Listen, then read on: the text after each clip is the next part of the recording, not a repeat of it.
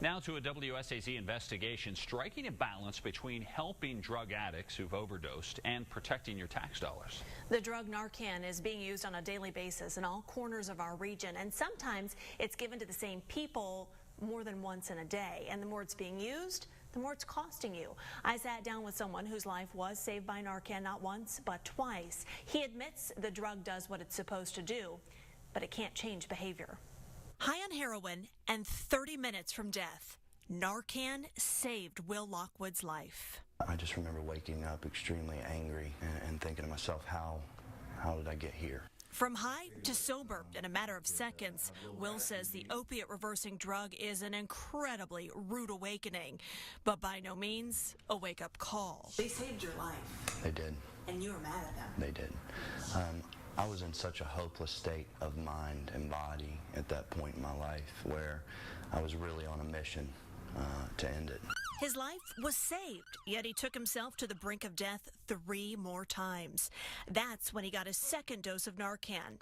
And Will isn't alone. So far this year in Kanawha County, Narcan has been administered 525 times to just 343 patients. Some people are receiving the drug over and over again, and sometimes more than once in a day. I can understand the frustration. We're talking about sick individuals. We're not talking about morally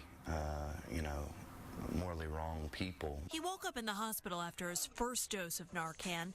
After his second dose, which was given years later, he told first responders he didn't want to be hospitalized. I knew that I was going to have to make a commitment to better my life, and in that moment, I did not want to. In fact, during our investigation, we found patients who receive Narcan in West Virginia are not required to go to the hospital. At $45 per dose, it's costly, and critics say it's enabling addicts. So on the surface, it looks like a great drug, but it's a Band-Aid, because what will happen is these people will wake up, and many times you hope that they have the eye-opening experience that, hey, it's time for a change and I don't want to experience this anymore.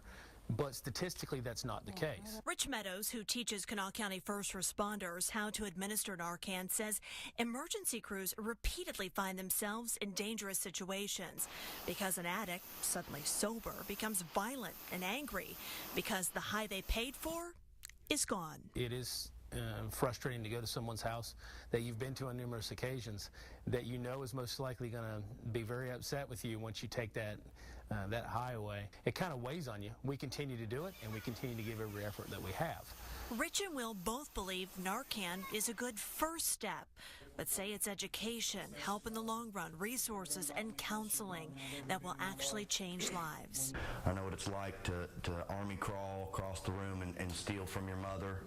Today, Will helps recovering addicts through the nonprofit group Lifehouse Addiction Resources and believes something like a mental hygiene after Narcan could create that accountability. There absolutely has to be some sort of follow-up. It takes an individual that understands to share with them one-on-one, hey, look, you do have a purpose.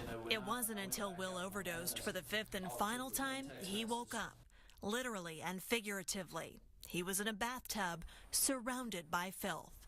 No Narcan was given.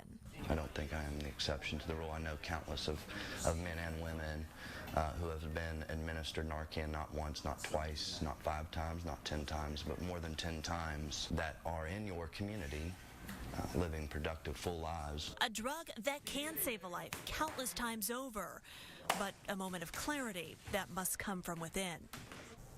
No doubt addiction is a complicated disease. Access to treatment can be difficult as well. Will's hoping to change the stigma about who an addict is so that people can gain more understanding. Now, rules are similar in Ohio and Kentucky. If a patient is aware and alert and can sign a consent form that he or she doesn't want to be hospitalized, they don't have to go. And legally, there are no consequences either for using the drug. However, there are circumstances that could lead to charges. If you'd like to find out more about recovery services, we've posted a link to Lifehouse on WSAZ Mobile and WSAZ.com.